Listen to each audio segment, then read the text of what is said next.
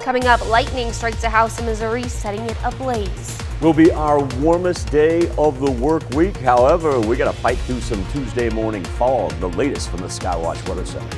Also, a Southwest Missouri boarding school faces 9 new lawsuits from former students. The 4 states' most watched news starts now.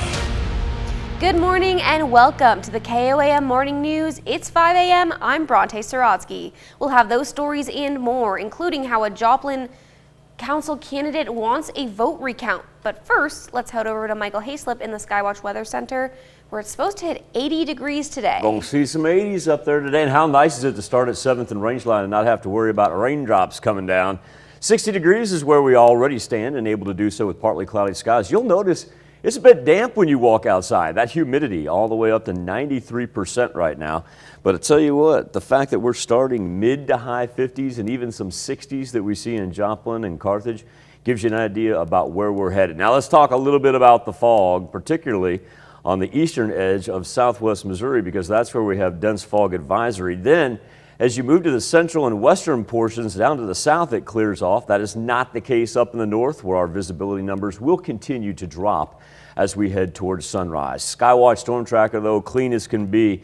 Got to push off all the way to Rolla up I-44 to find the nearest storm system, coming off of what was a night of severe weather, especially down in Arkansas, with the tornado confirmed touching down in Little Rock. We'll have the latest on that here when I see you in a bit. First, let's get through our Tuesday. As Bronte alluded to, there are going to be some 80s up on the board with mostly sunny skies. And of course, to get there, it's going to have to be windy. Now, as we get into the nighttime hours and head towards sunset, that instability is going to bring us thunderstorm activity that will begin in our far northwest.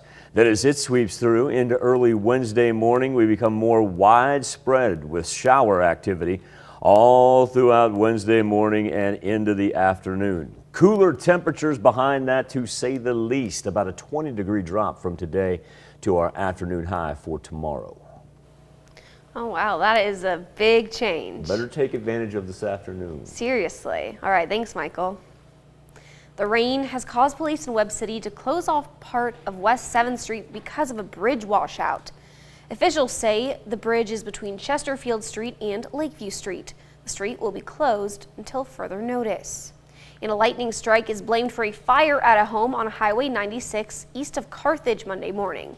Complicating things for firefighters, high winds fueling the fire.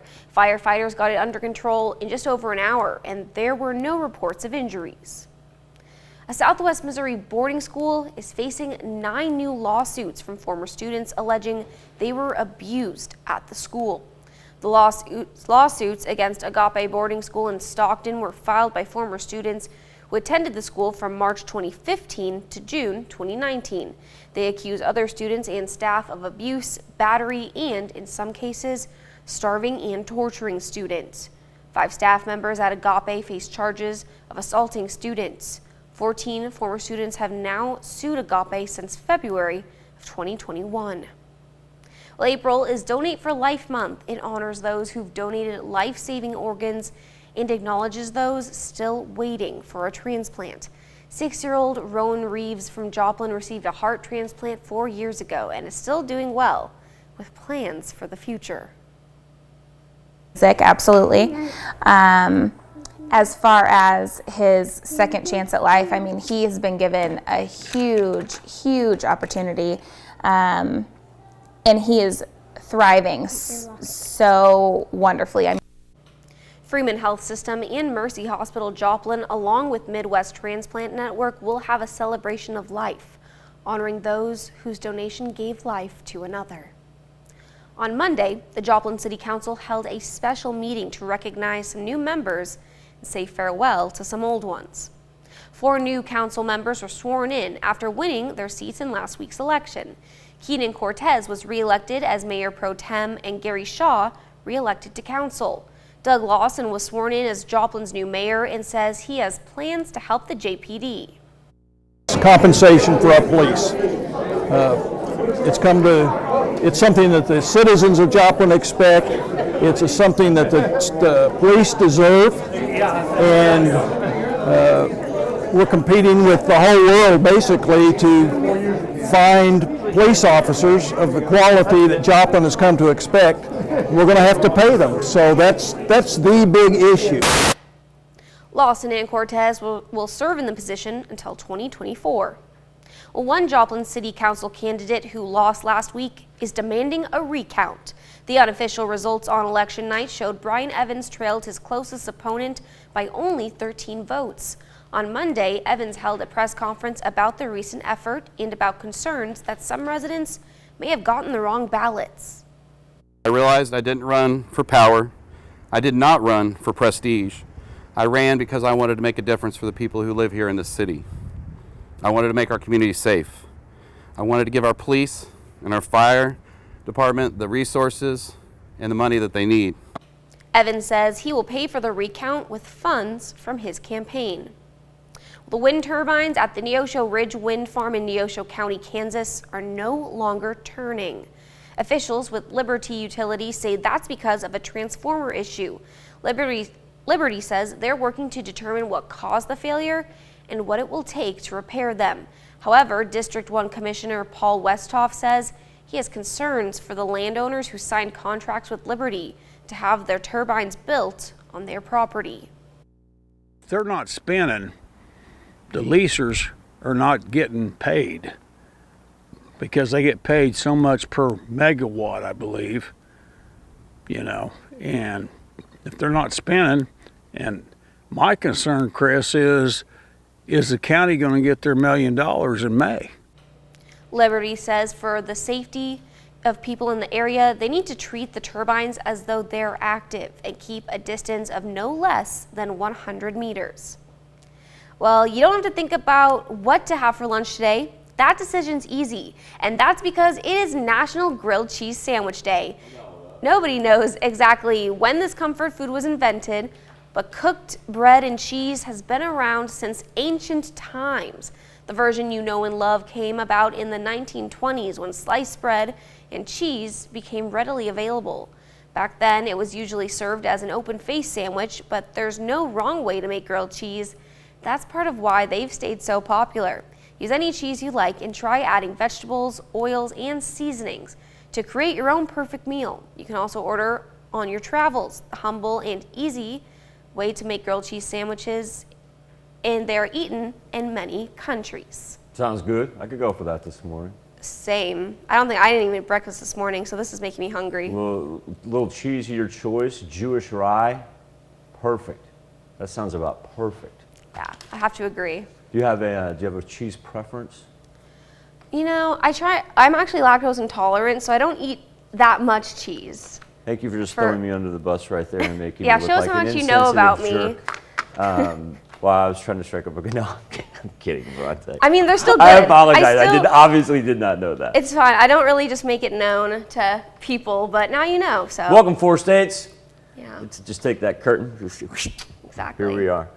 All right, our temperatures right now already sitting at 60 in both Joplin and in Carthage, an indicator that this will be our warmest day of the work week. But remember, that will also bring us overnight thunderstorm activity. We will begin in the far northwest portion of southeast Kansas, then become much more widespread for Wednesday morning. Scattered showers throughout the 4 states and much cooler temps. Tell you what, once that front begins to work in tomorrow morning, those temperatures are going to drop down pretty much, I'd say mid-40s by tomorrow afternoon.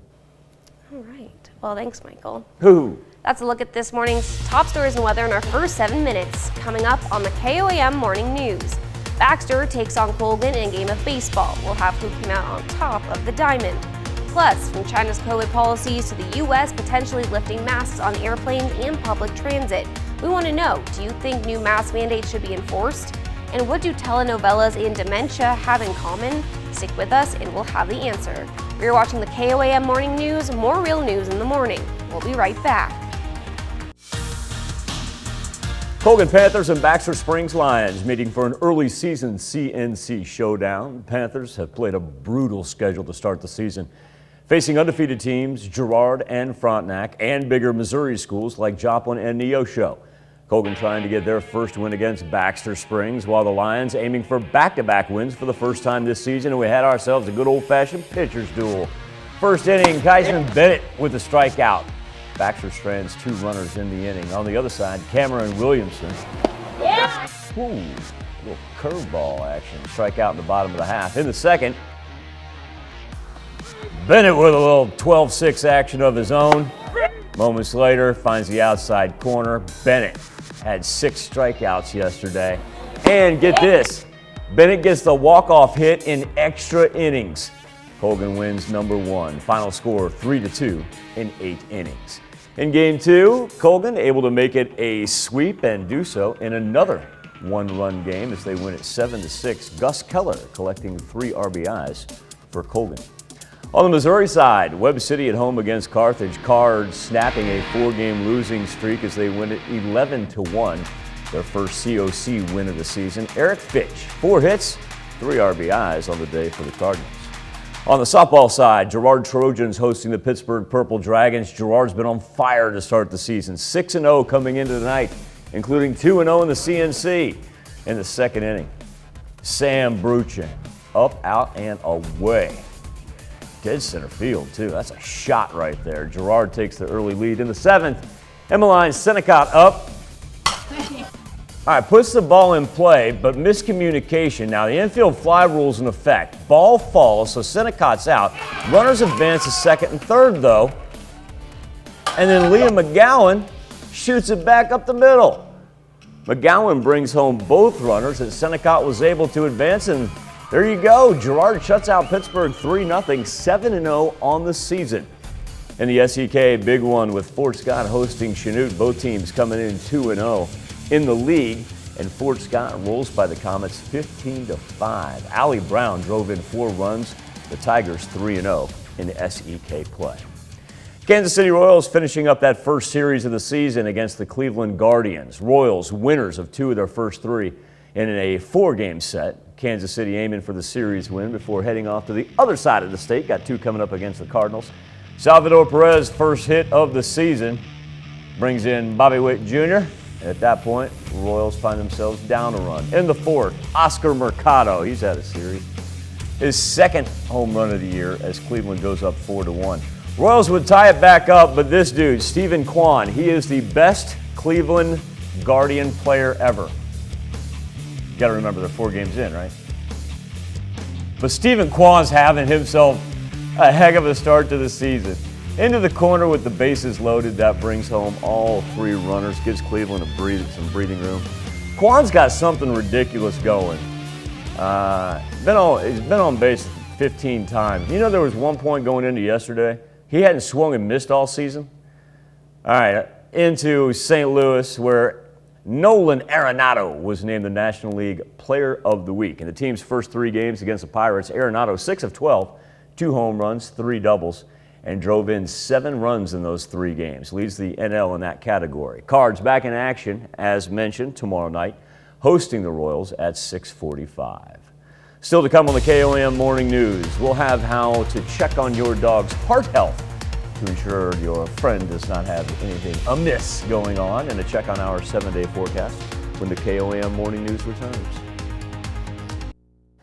Just a touch past 5:17, still a great time for weather on the 7th. You can see that little sheen picking up there on the parking lot with the street lights reflecting off of it. It's not the rain that we had yesterday, it's actually the humidity that's sticking around. It's pretty damp right now outside. Cloud cover, we'll go with a partly cloudy start to our Tuesday morning, but at least we're dry.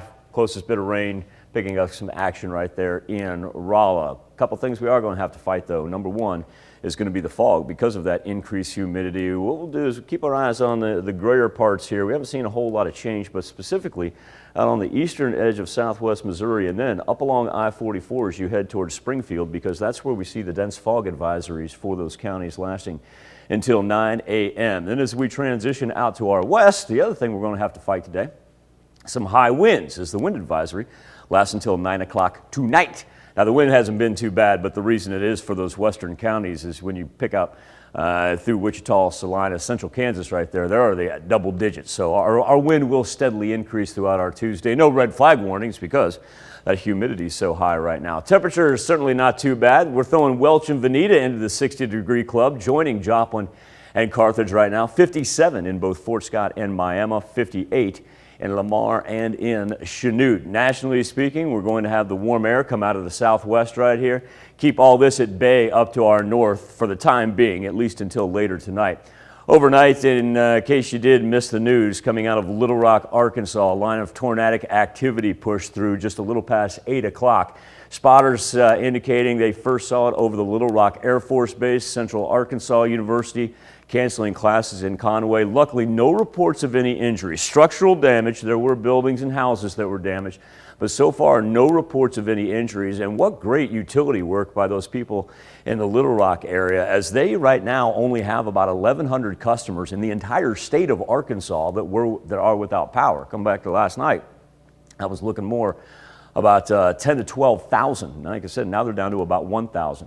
Sunshine today, a little bit later on, get us up into the high 70s, low 80s. Definitely our warmest day of the week, easily. And then we have the thunderstorms that develop with our instability overnight, coming in from the northwest. Then as we get into early Wednesday morning, widespread shower activity, and look at the big difference in temperatures. While we're concentrated on the rain, well, the mercury just keeps on dropping down to the point where it's going to be pretty chilly there, especially for Wednesday night into Thursday morning. Daily high is only in the 60s until we get to Friday, but overnight lows falling back down there into the 30s and 40s. Time now to turn our attention to the KOAM News Now Insta Poll. Scenes of chaos erupting in China over COVID-19 lockdowns. And this is happening as the CDC weighs extending the federal mask mandate on planes and public transportation. Cases still on the rise in some spots across the United States. Cole Higgins with the latest. Haunting wails echo through the streets of Shanghai as people confined to their homes scream from their balconies. Protesters confront police shouting, "Give us supplies." As the city faces a food shortage, Shanghai remains on lockdown, having seen more than 200,000 COVID-19 infections since early March. The lockdown's effects, financial experts say, will be felt around the world. Certainly, the lockdown in China is going to exacerbate the problems that we have in supply chain. So that is putting upward pressure on prices. In the United States, Philadelphia is going to be requiring masks in all indoor public spaces starting April 18th, the same date that the federal mask mandate for public transportation is set to expire, which the White House now says an extension of that mandate is absolutely on the table.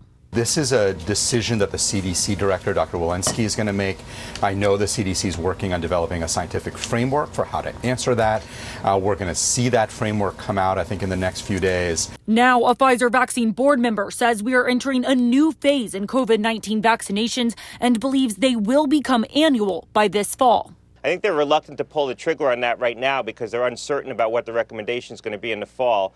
But it's more than likely that there'll be a recommendation for everyone to get another dose in the fall. And that will be the start of this becoming an annual vaccine, I believe. I'm Cole Higgins reporting. Brings us to our question this morning. Do you think new mask mandates should be enforced? You can connect to us at KOAMNewsNow.com/vote and via our Facebook page, KOAM News Now. We will be back with Health Watch next.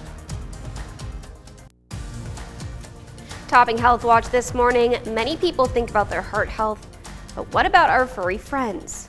Dogs' heart issues can progress with time or they can be born with them, according to a report by American Heart Association News. The most common cardiac disease among pups is mitral valve, which is a degenerative condition. Some of the symptoms include coughing, shortness of breath, accelerated breathing, and even occasional fainting. To make sure your furry friend is well, tell the doctor to listen for abnormal heartbeats or murmurs. The Veterinary Centers of America says nearly 10% of dogs in the U.S. suffer from heart disease. Parents who buy baby formula for their infant children may have to search harder and pay more soon. Data Assembly, a supply analysis company, says about 30% of popular baby formula brands may be sold out at retailers. They also say inflation, supply chain shortages, and recalls have made baby formula availability volatile in the market. Some stores have also begun rationing sales. Formula supplies were already limited before a recent Abbott nutrition recall, with some of the largest retailers down 20% of stock in the early part of January. Several University of Houston students are using soap operas to inform the Hispanic community about Alzheimer's and dementia. Filming for the telenovelas began this weekend. Natalie He has the story. Scene 3, take 1. When I was your age, I listened to corridos all the time. It's 5 scripts that are going to be turned into novellas, and each one is going to be in English and Spanish. Ready, set, action. This weekend marked the start of filming for a new telenovela at the University of Houston. México es su hogar. I can know. The show, titled Memories of My Grandpa, was written by UH students. Can you tell us stories from Mexico? It hopes to remove the stigma about dementia within the Hispanic community and raise awareness about brain health, except in a more entertaining way that all families can relate to.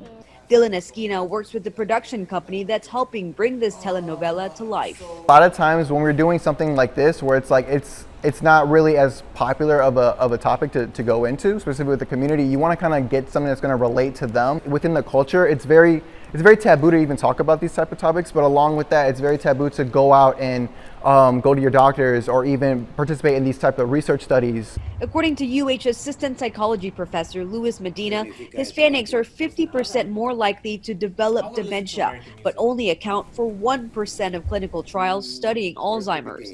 The hope is this telenovela will help change that number. Their goal is to air the show on social media in a 5-part, 5-minute series. The project is expected to make its debut sometime in the fall. That's a look at some of today's top health stories. You're watching the KOAM Morning News. Coming up, lightning strikes a house in Missouri, setting it ablaze. We'll have some Tuesday afternoon warmth, but before we get there, we're going to end up fighting the fog, as we'll have the latest from the Skywatch Weather Center. Also, a Southwest Missouri boarding school faces 9 new lawsuits from former students. The 4 states' most watched news starts now. Good morning and welcome to the KOAM Morning News. It's 5:31. I'm Bronte Sorotsky.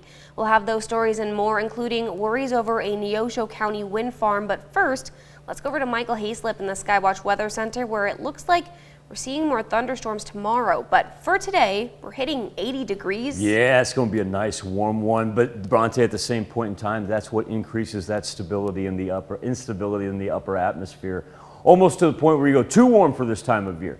But hey, we'll take it because there's a cold front that's coming on the backside of it, and it's going to be a far cry from 80 degrees anytime soon after this afternoon.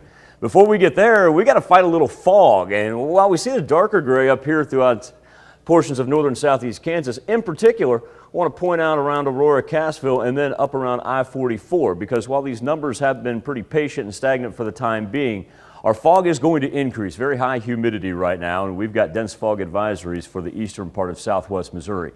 A little light cloud cover to begin our Tuesday, but at least we stay on the dry side, and we're already throwing up 60s. Oswego, now part of that 60-degree club as well. Look at Welch all the way up to 63. Joplin and Carthage, they were our first members to make it to 60, and then 57 in Nevada. Our weather trend, after the clouds begin to break and the sunshine and south wind kicks in, we'll throw it up around 80 degrees, and then we'll have changes coming here later tonight. They'll begin with thunderstorm activity in our far northwest.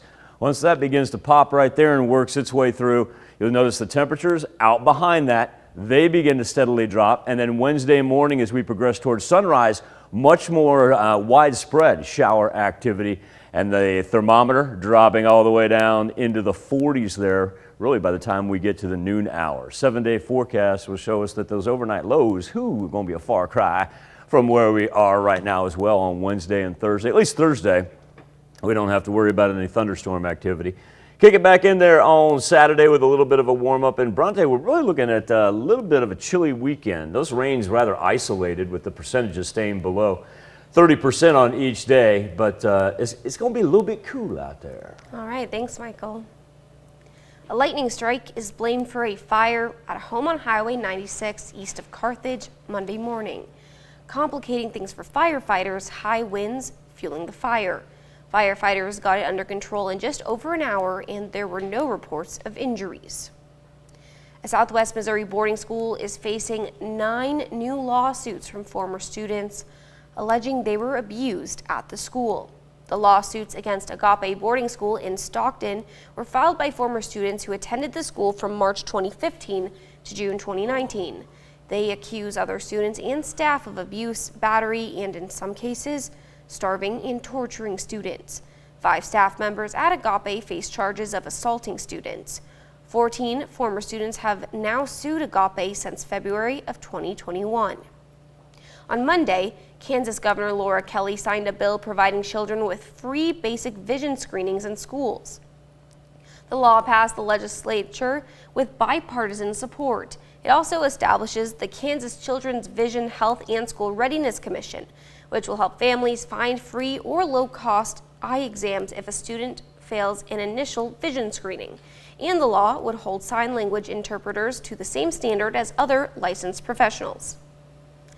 A unique event in Pittsburgh meant for fun and also recruiting. The Big Brothers and Sisters of Pittsburgh invited people to come out to Main Street Axe Company. Some free food, axe throwing, also information on how to become a big brother or sister. You know, we put a lot of focus in our community in the growth, which is awesome. We have so much going on. I always just tell people to remember that the kids that we serve are the future of our community. They're going to grow up and be our neighbors and our teachers or doctors, coaches. So investing in them is really important. And just in case you're wondering, the Main Street Axe Company is located at 216 South Broadway Street in Pittsburgh. Liberty Utilities' Neosho Ridge Wind Farm in Neosho County, Kansas is no longer working. A county commissioner says he wants to know why. KOAM's Chris Warner has more. Despite all the wind we've had recently, the turbines in Neosho County haven't been turning. District 1 Commissioner Paul Westhoff says it's been more than 2 weeks since they were last operating. What I was told is that their main transformer blew up, shorted out, whatever, and then their backup one did, and that's why they're down. So now they're waiting on another transformer. Westhoff says he has concerns about those who signed contracts to allow the turbines to be built on their property. If they're not spinning, the leasers are not getting paid because they get paid so much per megawatt, I believe, and if they're not spinning, and my concern, Chris, is the county going to get their $1 million in May? Westhoff voted no on allowing the wind farm to be built in Neosho County. He cited safety concerns with the turbines and concerns that residents had. Westhoff says now, with the transformer failure, it's brought those concerns up once again. Absolutely. I mean, you look up there at Allen County, they've had a lot of problems up there. We did reach out to Liberty Utilities, who told us they're currently investigating the cause of the transformer failure and that there's a possibility the transformers may need to be sent back to the factory for assessment and repair. As for how long they'll be down, Liberty says that depends on what caused the failure in the first place. Liberty added that despite the wind farm being down, it won't have an impact on customers because Liberty is part of the Southwest Power Pool, so they can pull in extra power as needed. Another concern Westhoff noted was the fact that while the turbines are out, the FAA lights on their tops are also out.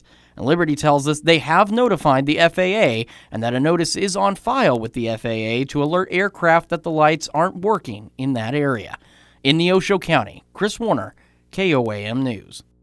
Liberty officials tell us they're asking residents to treat the wind turbines as if they're still active and to stay at least 100 meters away from them for safety. And now, here's Michael with a look at your forecast. Already throwing the 60s up there.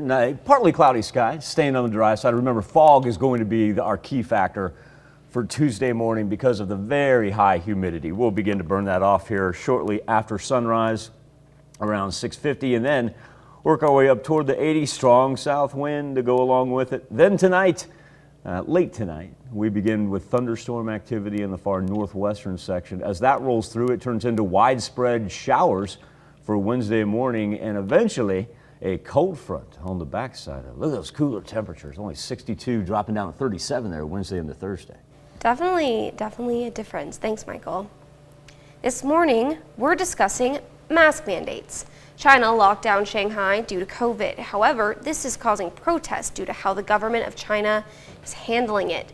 People were seen chanting songs of protest from their balconies as drones and robot dogs spread messages about the lockdown.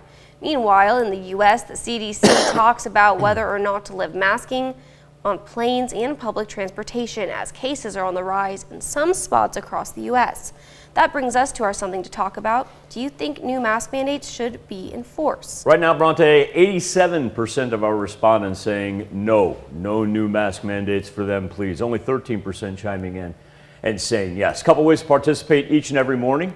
KOAMnewsnow.com/vote will deliver you straight to the poll. You can also find us on Facebook at KOAM News Now. That's a look at our top news stories coming up this half hour on the KOAM Morning News. We'll have a whale-sized story about a new historic find off the coast of Louisiana and Mississippi. Plus, we'll take more of a look into the Shanghai COVID lockdown and how it's angered the people that live there. We'll have the latest. You're watching the KOAM Morning News, more real news in the morning. We'll be right back. Topping World Watch, as the strict COVID lockdown in China drags on, anger is boiling over onto the streets. Tina Kraus is in London with more on the growing unrest. This man in Shanghai is showing he's had enough of the COVID lockdown. In a furious rant caught on camera, he says, the government is driving ordinary people to revolt. There is no way for me to live. While countries around the world are lifting pandemic restrictions, China is sticking to its zero COVID strategy of tackling outbreaks with mandatory isolation and mass testing. Shanghai has enforced some of the most rigid rules since the virus emerged in Wuhan in 2019. 25 million residents have been forced to stay put, not even allowed to walk their dogs. The only canines permitted on city streets are robots, broadcasting tips on how to avoid infection. Under growing pressure to ease the lockdown, which has left many people without enough food, the government said Monday residents in neighborhoods with the fewest infections will soon be able to leave their homes. But scenes like this of people screaming from their windows show an end to the strict COVID controls can't come soon enough. Tina Kraus, CBS News. The State Department is warning U.S. citizens to rethink traveling to parts of China, as they could risk being separated from family members if they test positive for COVID-19. China has now softened its controversial policy that forced parents who didn't have the virus to hand over their children to mass quarantine centers. Well, commercial traffic at Reynosa International Bridge, a major port of entry for the U.S.-Mexico border that handles both commercial and passenger vehicles, is halted temporarily due to an ongoing protest on the Mexican side of the border. Currently, there is no southbound movements by U.S. carriers, and the drivers are protesting what they say are excessive wait times and delays, especially on the U.S. side of the border. Dozens of men standing by their trucks and in the middle of the street are still blocking the port of entry in a bid to express their frustrations with Mexican authorities. That's a look at some of your biggest headlines from around the world. We'll be right back with the news you need to know before you walk out the door. Here's a check of today's top headlines, the news you need to know before you head out the door. A funeral procession Monday afternoon accompanied the body of a former Joplin police officer who died of a heart attack last week. Officer Michael Gaiman served with the Joplin Police Department from 1999 to 2019. A public funeral service in Oronogo, Missouri yesterday afternoon was followed by a private burial at the Mount Hope Cemetery in Webb City. A lightning strike is blamed for a fire at a home on Highway 96 east of Carthage Monday morning. Complicating things for firefighters, high winds fueling the fire. Firefighters got it under control in just over an hour, and there were no reports of injuries. One Joplin City Council candidate who lost last week is demanding a recount. The unofficial results on election night show Brian Evans trailed his closest opponent by only 13 votes. On Monday, Evans held a press conference about the recount and about concerns that some residents may have gotten the wrong ballots. A unique event in Pittsburgh meant for fun and also recruiting. The Big Brothers Big Sisters of Pittsburgh invited people to come out to the Main Street Axe Company. Some free food, axe throwing, also information on how to become a big brother or sister. That's a check of today's top headlines, the news you need to know before you head out the door. Bronte, I tell you what, just in the span of 5 minutes here since the last time we checked on our temperatures, look at how we've had so many places throughout southeast Kansas bump up into the 60-degree range. And that is an indicator that today is going to be a warm one. Average high this time of year would still be up into the high 60s. We're going to throw up some 80s by the time it's all said and done. Now, we've got some patchy morning fog, and we're going to have strong south winds. But enjoy this afternoon, because after today, we not only begin more rainfall, we got some much cooler temperatures here middle of the week. Let's talk about our thunderstorms first as they develop in the far northwestern portion of our counties. Move in late tonight and all the way through Wednesday. And on the backside of that one line right there, that is that cold front. And as it sweeps through, it brings us more widespread showers for Wednesday morning. And then the temperatures simply drop down for Wednesday afternoon as well. Matter of fact, our overnight low is going to go from, say the 60s tonight all the way down to the 30s for Wednesday and Thursday. Be back with more KOAM morning news right after this. Add another page to the history books. A major discovery at the bottom of the sea. A more than 200-year-old whaling ship found off the coast of Mississippi and Louisiana. Amber Spradley reports. This is Carl in ROV Nav. Go ahead. Yeah, we're ready to do a photogrammetry pass. More than 2 centuries old, 64 feet long, and resting on the sea floor. It was the industry. It was the only whaling ship that was lost in the Gulf. Jeremy Wyrick and his team at the National Oceanic and Atmospheric Administration put new telepresence equipment to use for the discovery. A photographic robot live streaming what it sees. It's a new way of doing ocean research, and certainly a new way of doing ocean exploration. First, they needed a location to test it out. I got a call from my colleagues at NOAA who said, we're about to test systems. We're about ready to pull out of Pascagoula. Do you have any targets we should drop on and take a look at? And I said, well, yes, there's a good one. Dr. James Delgado is the Senior Vice President of Search Incorporated. He's worked on several shipwrecks from Pearl Harbor to the Titanic, and now the industry. I've been able to walk through these dark, deep bottom of the sea halls, a vast museum that as you find and as you work, the light comes on and there you are being exposed to a story that perhaps you didn't even know had been written. The video revealing what's left below from the industry. The brig from New England was built in 1815 and used to hunt whales across the seas for 2 decades, but lost in 1836. Dismasted by a storm and sinking, industry was abandoned by its crew and within a few days was boarded by another vessel which took off as much as they could, leaving it to sink off the coast of Mississippi. Research shows it was manned by an African and Native American crew just years leading up to the Civil War. For a Black American to get to land up on shore, they could be in a very tough jurisdiction and find themselves in jail. And if they couldn't pay for their time in jail or get out, they could be enslaved. The wrecks that have power or meaning to me are those that speak to aspects of history that we need to learn more about. So a wreck like industry speaks to working people. All of the wood is deteriorated away, but this is the wreck. It's located about 100 miles from the coast here in Pascagoula and 6,000 feet below sea level.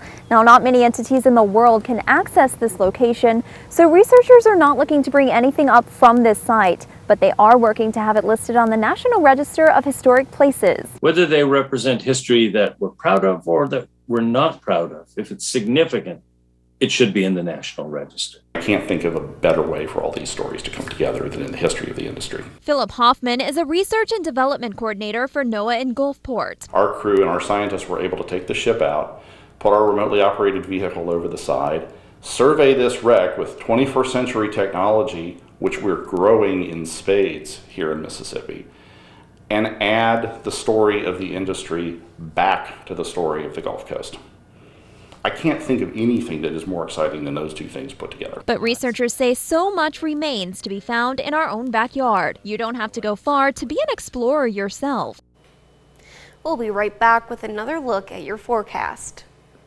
So far, so good on the fog tracker. Now, even though we see that darker gray up on the far north. It's actually the right-hand side there, in between Aurora and Cassville and along I-44, that we're anticipating the visibility to continue to drop.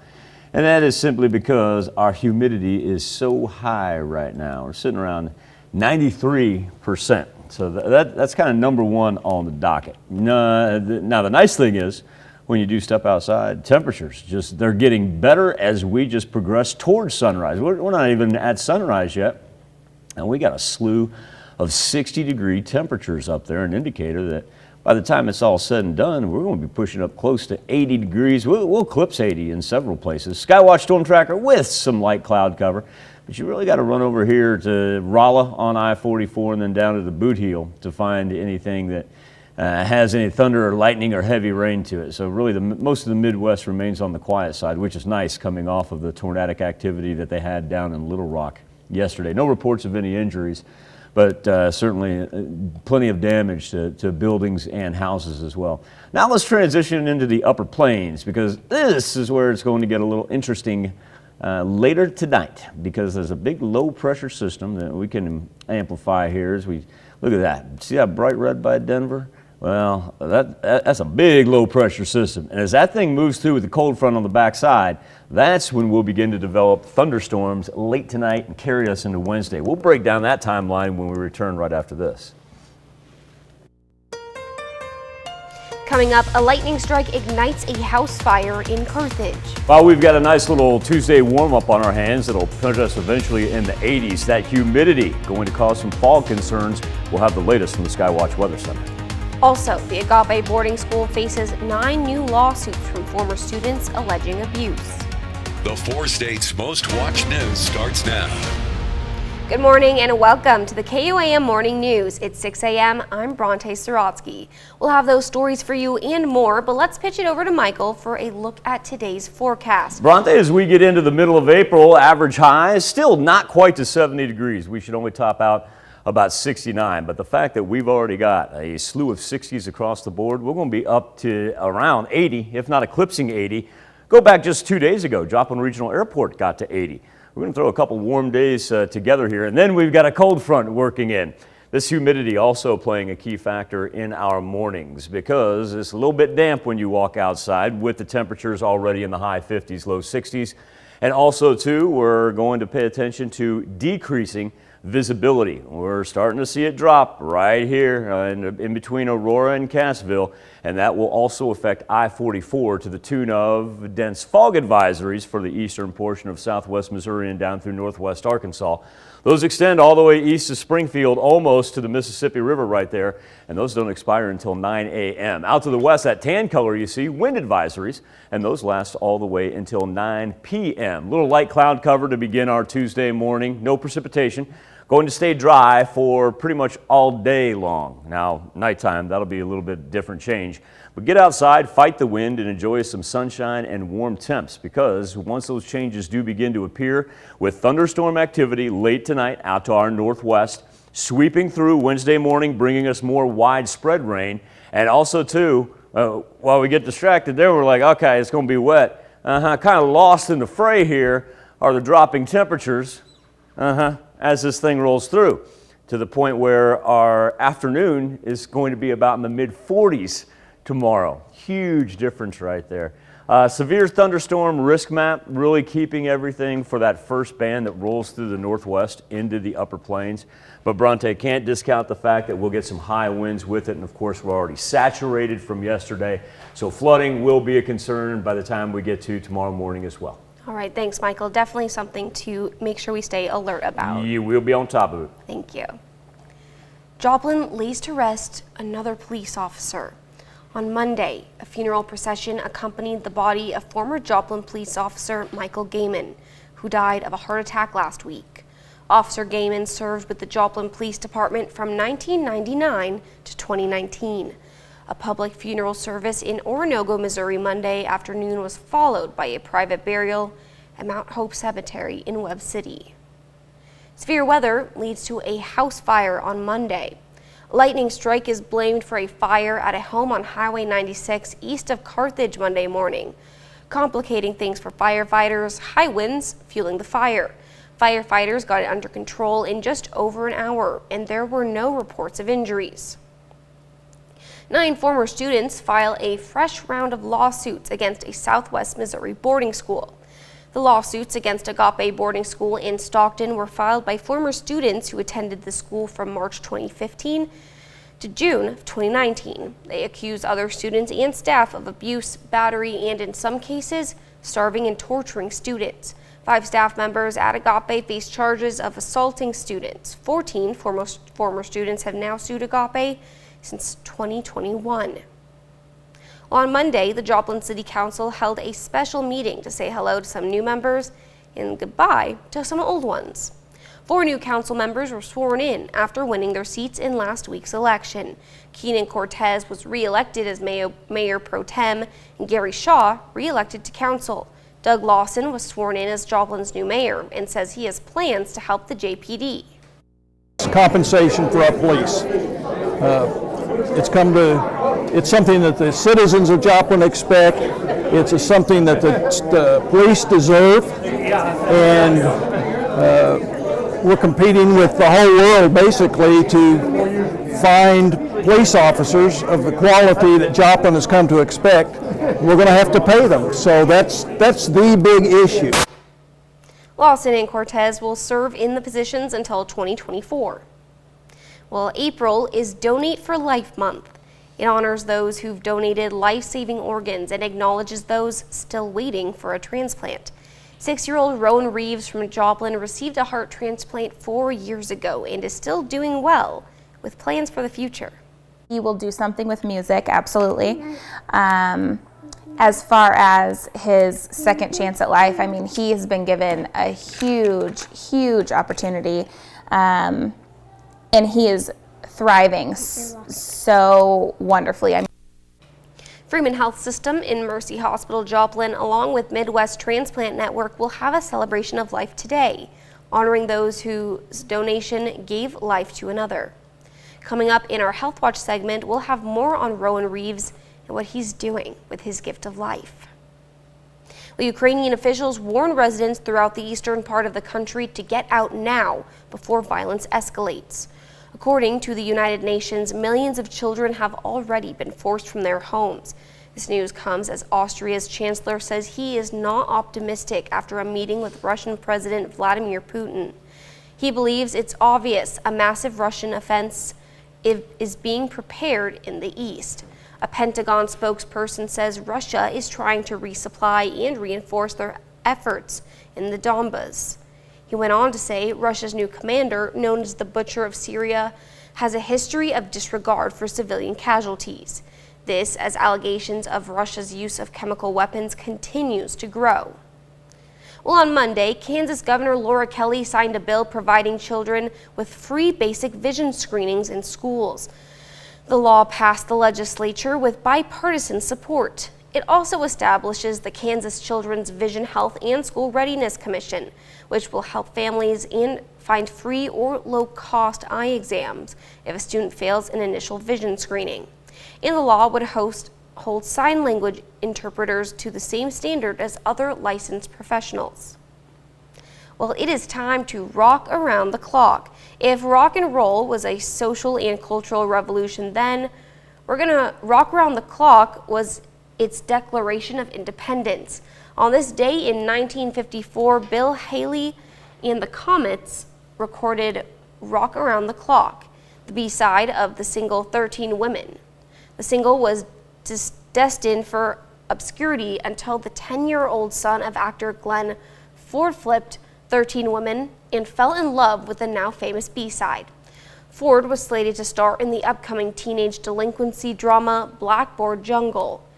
Peter turned his father onto Rock Around the Clock, and the song was chosen to play over the opening credits, turning it into a pop sensation, selling 1 million copies in the single month in the spring of 1955. Did not know that Peter Ford was the reason we know Rock Around the Clock. Yeah, I had no idea. Pretty interesting. Probably because he didn't want, what was the A side? What did you say it was? 13 women? Yeah. Are you familiar with that? I'm familiar with Glenn Ford and the Wonder. Never mind. Oh, okay. So Glenn Ford had a number of paramours in Hollywood. So, yeah, maybe that was, indicative of his musical taste. Okay. It's going to be 80 today. I'm looking forward to it. Michael, run away! Go hide. Love you, Ford family. Windy. Early morning fog as well, but highs around 80 degrees. And remember, late tonight, thunderstorm activity begins to the northwest. That turns into widespread shower activity Wednesday morning, and a cold front dropping us all the way down to the mid-40s by tomorrow afternoon. Well, that's a look at this morning's top stories and weather in our first 7 minutes. Coming up on the KOAM Morning News, we'll meet a great-grandmother who rolls into her 100th birthday in style. Plus, a Missouri man walks out of prison after 18 years when authorities dismiss his murder charges. And we'll tell you about another pandemic, as over half the adults in the world say they've experienced a headache in the last year. You're watching the KOAM Morning News. More real news in the morning. We'll be right back. Topping Nation Watch this morning, 2 families and 2 doctors are suing the state of Alabama over a new law that makes it a felony to give minors gender-affirming health care. The lawsuit challenges Senate Bill 184, dubbed the Alabama Vulnerable Child Compassion and Protection Act. Governor Kay Ivey signed the act into law last week. It's supposed to go into effect on May 8th. The plaintiffs say it violates the Equal Protection Clause of the U.S. Constitution's 14th Amendment. Both of the families filing the suit have transgender teens, both of whom are receiving gender-affirming treatment. That treatment includes puberty blockers and hormone therapy for gender dysphoria. According to the complaint, if the law takes effect, it will interrupt the treatment and will prevent future treatments. The plaintiffs say this would cause irreparable physical and psychological harm. An Idaho judge ruled Monday Lori Vallow is mentally fit to stand trial in the murder case of her 2 children. The disappearance of 17-year-old Tylee Ryan and 7-year-old Joshua Vallow made national headlines in September of 2019. Almost a year later, authorities found their remains in a home belonging to Vallow's husband, Chad Dable. She married him after her former husband was shot to death during a fight with her brother. The couple was estranged at the time, and the former husband had reported to police Vallow recently started experiencing religious delusions. She's also facing charges in his death. Last June, a court-ordered psychologist found Vallow not competent to stand trial. That new decision reverses that, and Vallow is now set to be arraigned next week.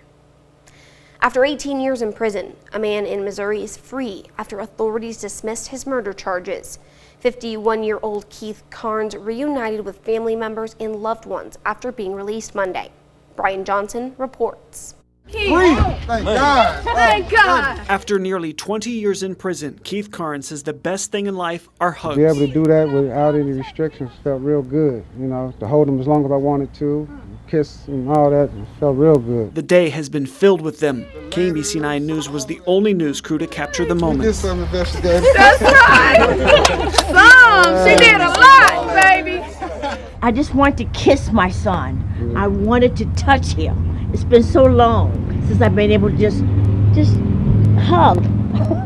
Carnes always maintained his innocence in the 2003 murder of Larry White, for which he received a life sentence. I didn't shoot at him and I didn't kill him. In a statement, the Jackson County prosecutor says our review of the evidence does not establish that Carnes is actually innocent.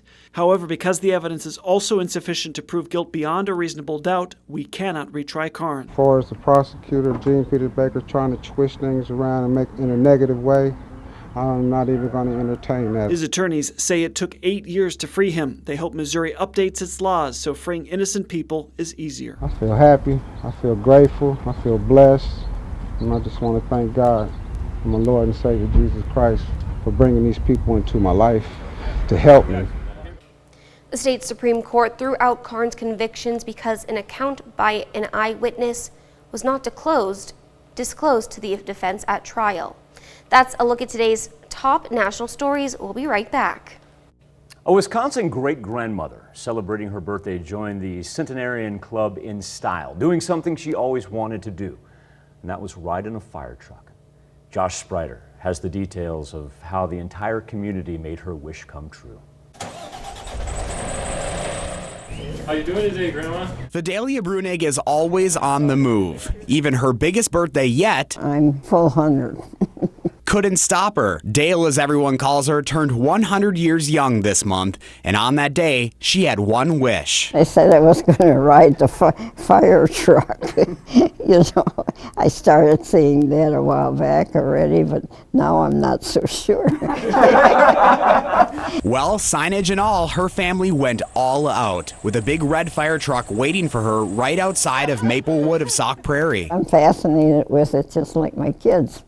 You know, that they belong to these things and members. And firefighting is in her family's blood. Her son Doug, the former Sauk City fire chief, helping make her dream come true. They tell me now it's a pretty big step, but then again they said they could just all pick me up and set me there.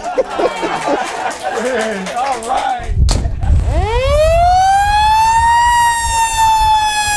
Street by street, Dale, along with her 4 kids, paraded around Sauk City, where she's lived for 76 years, passing schools with waving students.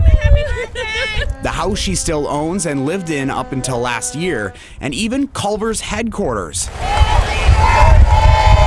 Giving Dale the birthday shout-out she deserves. You have no idea how precious my kids are to me.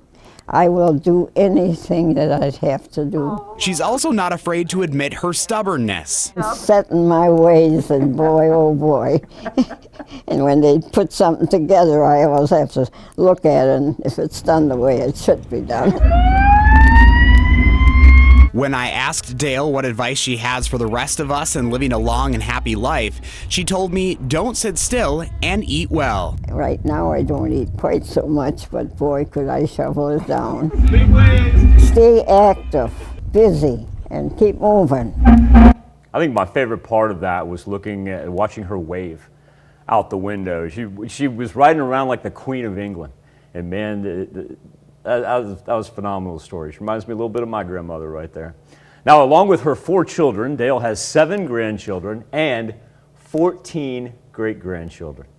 She's also a breast cancer survivor and made it through a heart attack last year. Here's a live look outside of 7th and Rangeline.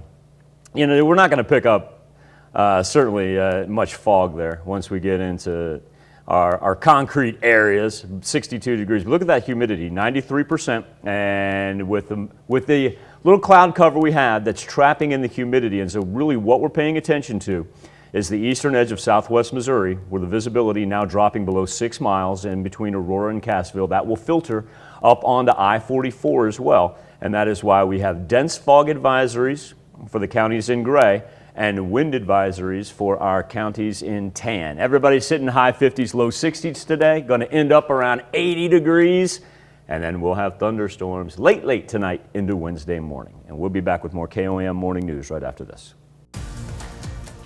Topping Health Watch this morning, this is Donate for Life Month to raise awareness of organ donations and transplants.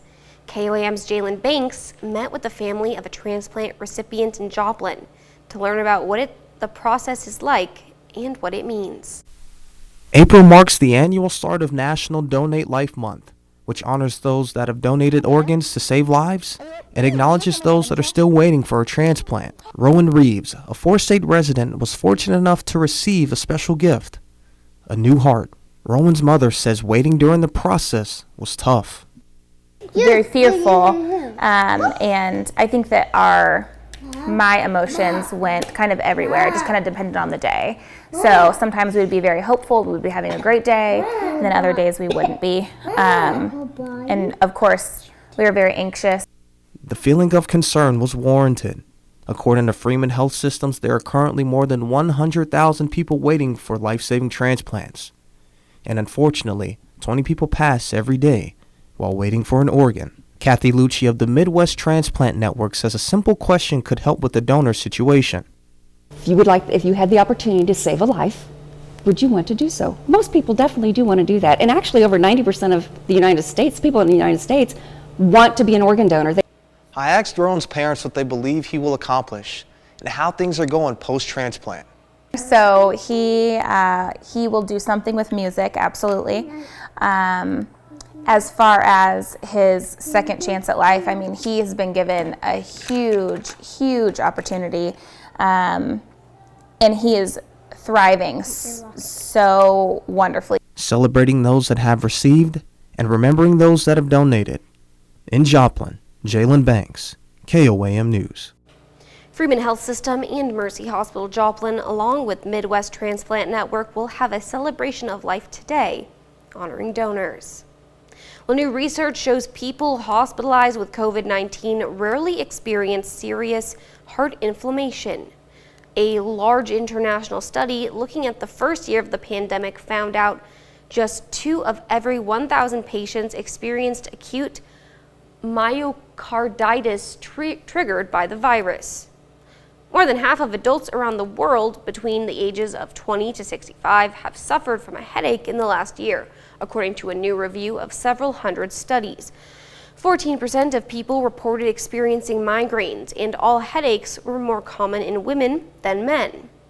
In middle-aged women with higher levels of PFAS chemicals in their blood may be at greater risk of developing diabetes. Scientists say for the last several decades, those chemicals have been widely used in everything from household products to cosmetics, and they are highly resistant to being broken down.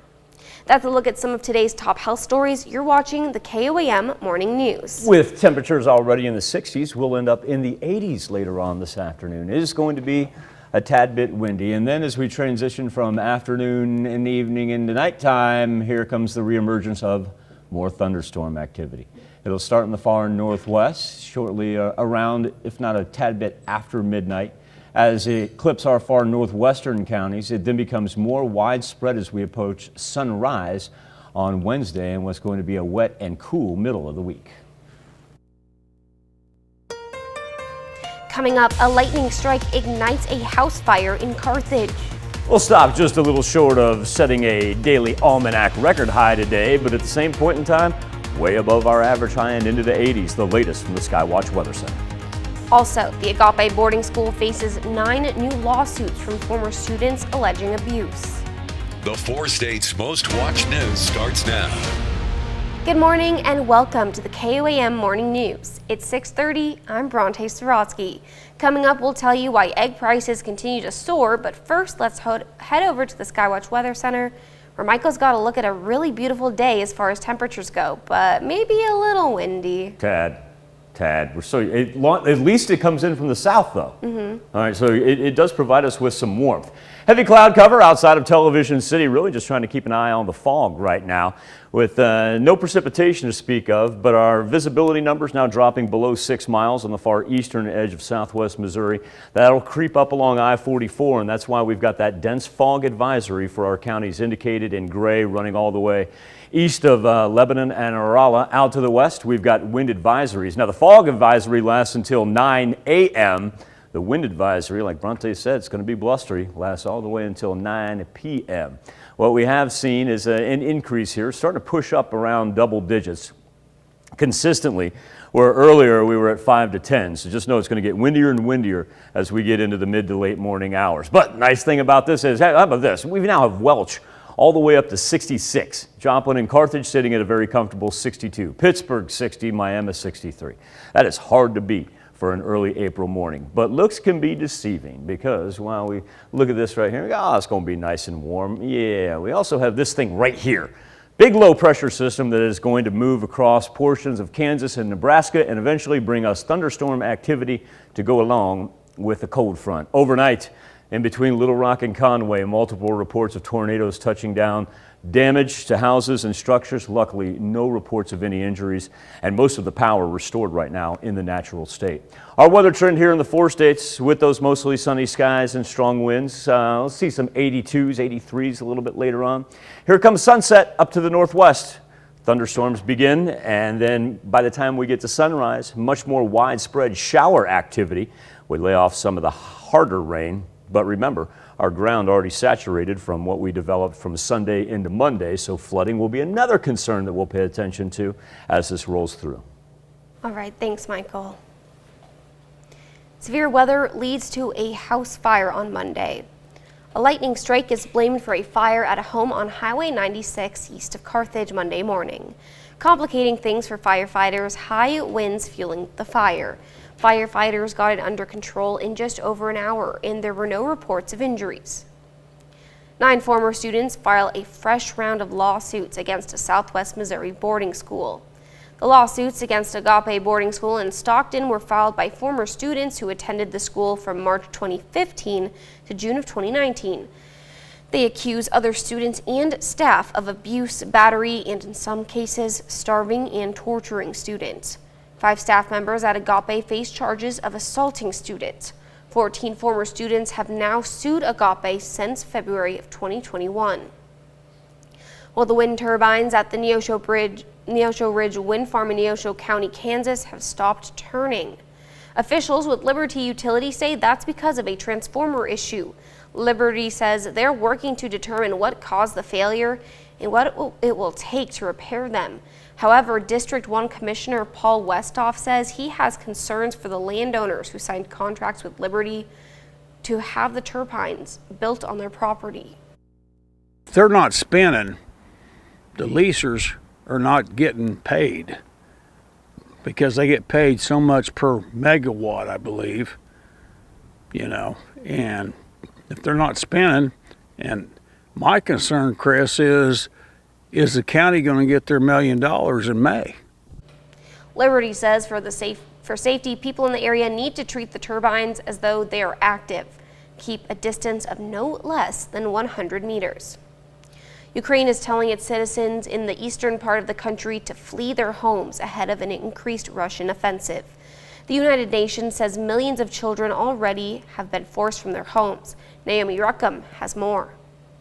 Austria's chancellor says he is not optimistic after meeting with Russian President Vladimir Putin in Moscow. It was not a friendly visit, but a clear confrontation with the facts, he told reporters on Monday, and said that it's obvious a massive Russian offensive is being prepared in the east. The Russians are, in fact, trying to resupply and reinforce their efforts in the Donbass. Pentagon spokesman John Kirby said Russia's new commander, known as the Butcher of Syria, has a history of disregard for civilian casualties. We're probably turning another page in the same book. The brutality thus far is on full display in the port city of Mariupol. Its mayor says more than 10,000 civilians have died. Ukrainian President Volodymyr Zelensky warned that Russia may use chemical weapons, though one group defending Mariupol insists it already happened. If they are confirmed, that will be a further wholesale breach of international law. Ukrainian officials are telling residents throughout the east to get out before the violence gets worse.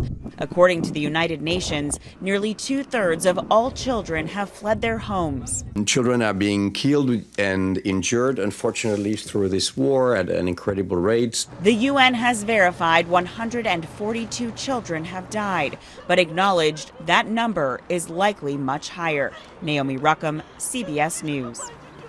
In a virtual meeting yesterday, President Biden told India's Prime Minister he would like to help them diversify away from Russian energy.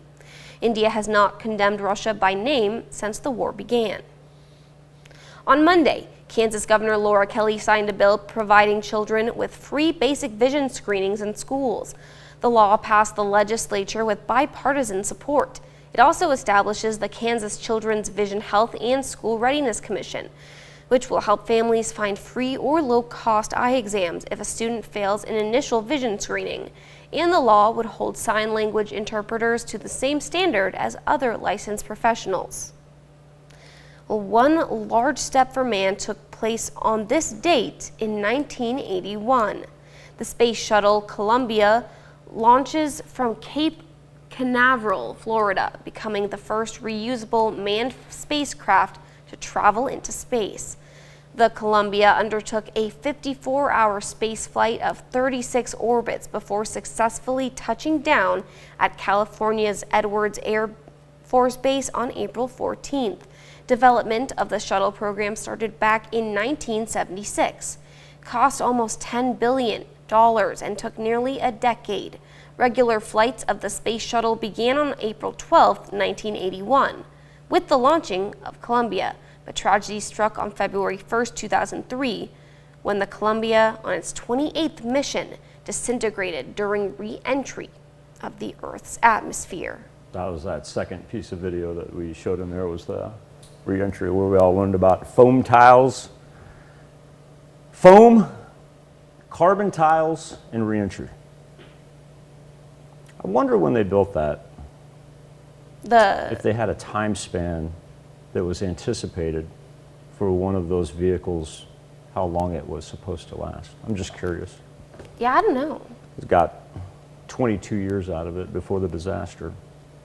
Our 7-day forecast is going to lift us up into the 80s today. Remember, we've got dense fog advisories in eastern southwest Missouri until 9 a.m. and we've got wind advisories for southeast Kansas until 9 p.m. As we get closer to midnight, we begin with thunderstorms to the northwest, followed by widespread showers for Wednesday morning. Well, that's a look at our top news stories coming up this half hour on the KOAM Morning News. Inflation, war in Ukraine, and now a bird flu outbreak has driven up the price of eggs. Plus, China imposes a fresh lockdown on Shanghai due to COVID, as some communities in America have gone back to mask mandates. We want to know how you feel about a fresh round of mask mandates. We let you weigh in, and we'll be right back. In Consumer Watch this morning, you may want to start your Easter egg hunt early in the grocery store aisles. The cost of eggs continues to take wing, rising higher from inflation, an overseas war, and now a bird flu outbreak. Kate Smith reports.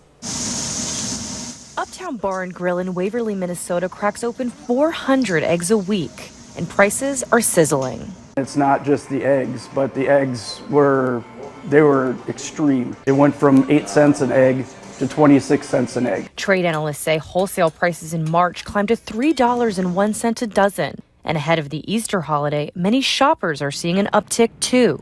According to the USDA, the current average price for a dozen grade A white eggs is $1.66, up from $1.08 this time last year. What are some of the factors that are causing egg prices to go up? Certainly inflation is a part of the overall picture. Feed costs are up, as you know. Primarily, I would say the bird flu is probably the biggest influence in the recent price spike that we've seen. An avian influenza outbreak has forced farmers to cull millions of chickens and turkeys. The USDA has confirmed cases of avian influenza in at least 26 states, impacting everything from farms to food banks. We got an email from our supplier that they were no longer able to supply us with those eggs. The owners of Uptown Bar and Grill hatched a plan to keep costs down, now sourcing their eggs from farmers in the community. Anything we can do to help support the community and in turn Because they help support us. Yeah, because they help support us. Industry experts are watching the next few weeks to see if warmer weather may help slow or stop the spread of bird flu and coax egg prices back down. Kate Smith, CBS News, New York. The Kansas Department of Agriculture has identified avian influenza in a commercial turkey flock in McPherson County in the central part of the state. For now, the American Egg Board says about 4% of American hens have been impacted by bird flu. Despite that, the trade group says they're not expecting any egg shortages, especially for the upcoming Easter holiday. Well, stocks slid to start the week on Wall Street. The Dow dropped 413 points. The Nasdaq tumbled 299. The S&P fell 75. All eyes will be on the monthly inflation report out later this morning. Economists are predicting the consumer price index will show that prices jumped about 1% in March from February and surged 8% over the past year. Rising energy costs, food, and housing are some of the driving factors. Thousands of Etsy sellers are going on strike this week. A group that uses the website to sell homemade goods is upset the company is increasing its transaction fee from 5 to 6.5%. They say after 2 years of record profits fueled by the pandemic, Etsy has become a hostile place to operate. The company's CEO says the increase will fund improvements in seller tools, marketing, and other changes. And Krispy Kreme is tapping into its strategic donut reserve. For the next 4 Wednesdays, whatever the national average for a gallon of gas is, that's how much a dozen original glazed donuts will cost. This week, it's $4.11, about $6 cheaper than usual. Well, that's it for Consumer Watch. Now let's go over to Michael for our Something to Talk About. Thank you, Bronte. This morning on the KOAM News Now Instapoll, mask mandates. China locking down Shanghai due to COVID. However, this is also causing protests about how the government is handling it. People were seen chanting songs of protest from their balconies as drones and robot dogs spread messages about the lockdown. Meanwhile, in the United States, CDC is talking about whether or not to lift masking on planes and public transportation as cases still remain on the rise in some spots across the U.S. As far as our question for you this morning, do you think new mask mandates should be enforced? Right now, an overwhelming 80% say no, we don't need anything new. Only 20% say yes, that should be revisited. Appreciate your engagement each and every morning. KOAMnewsnow.com/vote or on our Facebook page at KOAM News Now. We're going to come back and celebrate birthdays and anniversaries, but first off to the Big Apple to check in with Tony. I'm Tony DeCopel. Coming up on CBS Mornings, our Pushing the Limit series looks at new frontiers in food cooling technology. Just in time for summer, see how jelly ice may one day replace the cubes chilling your cold drink today. That's coming up on CBS Mornings. We take this time to honor today's four-state hero, Charles Maisel from Pittsburgh, Kansas. Charles served in the Navy from 1977 to 1979. He was a Cold War veteran. Served at the Rota Naval Communications Station during his service. We thank you, today's four-state hero, Charles Maisel. We will begin with a big #1 birthday for Celia Ann Marie Cobb. What a marvelous picture right there. Those are cool socks, Celia Ann Marie. Birthday wishes coming with love from Mom, Dad, and Grandma as she turns the big #1 in Pittsburgh. Next, we have Kadrick Tumbleson out of Frontenac, and Kadrick is turning 9 today. Happy birthday, Kadrick. I like your shirt and hat. That's good. In Southwest City, Miguel Villatoro Jr., now double digits. Miguel celebrating the big number 10. And I want you to know that these birthday wishes come with love from Mama, brother, and your sissy. We have Cooper Reed turning 11 out of Columbus. Happy birthday, Cooper. And also in the bus, Catherine King, K squared. She is celebrating her 11th birthday as well. Happy birthday, Miss Catherine. We have Easton Clark out of Girard, and it is his golden birthday, turning 12 years old. Happy birthday, Easton. We got another golden birthday. Put the 12 on the 12 for Connor Coralejo. Connor, a very happy birthday to you, my man, as he is in McCune. Talon Thompson out of Pittsburgh turns 30 today. We're big on our birthday alliterations. We had Catherine King, we had Talon Thompson, and we've got Wyatt Westhoff. I'll bail you out, man. I'll bail you out. Wyatt, a happy 39th birthday, despite the fact that you see him behind bars in Branson right there. He hails from St. Paul. We have Mary Church turning 90 today. Mary is out of Joplin. Happy birthday, Mary. Cool little picture right there. Happy birthday, Miss Church.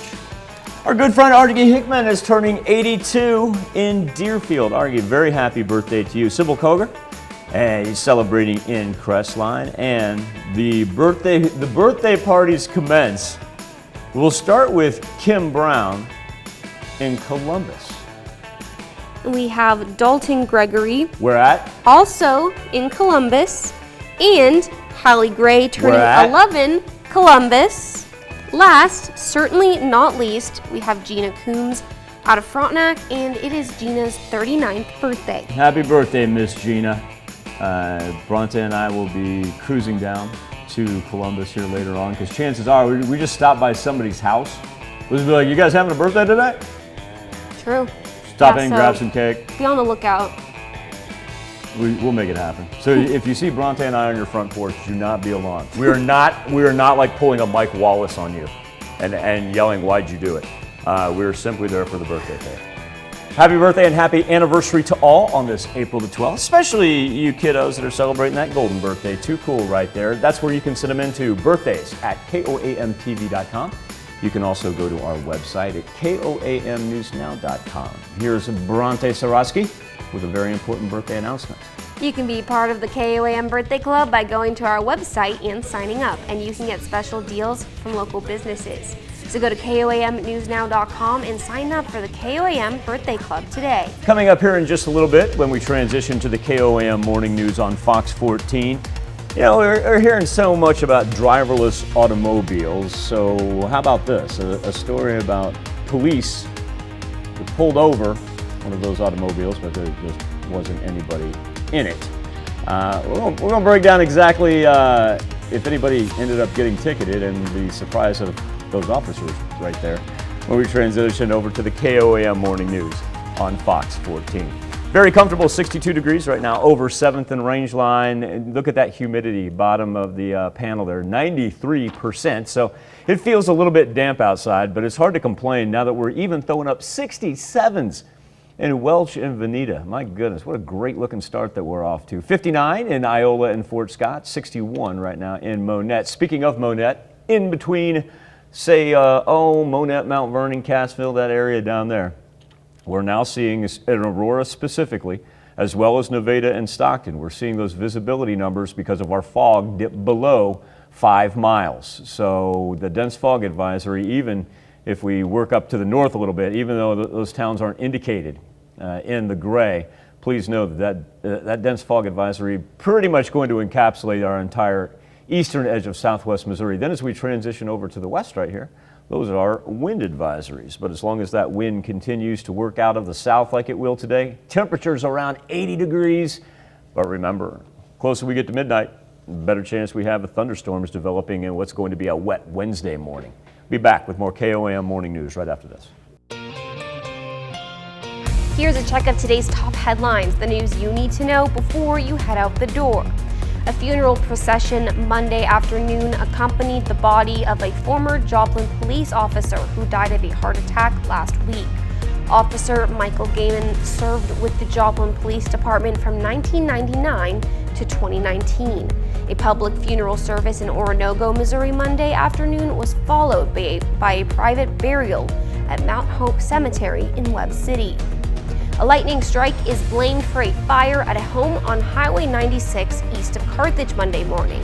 Complicating things for firefighters, high winds fueling the fire.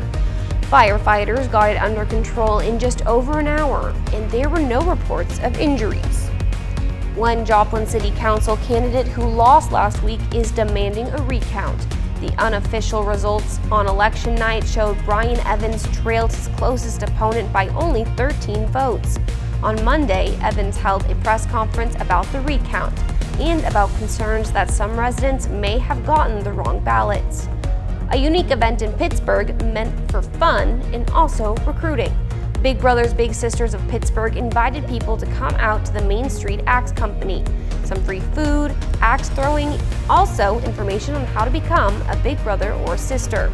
That's a check of today's top headlines, the news you need to know before you head out the door. Get up into the 80s this afternoon, then late tonight into Wednesday morning. Thunderstorms begin.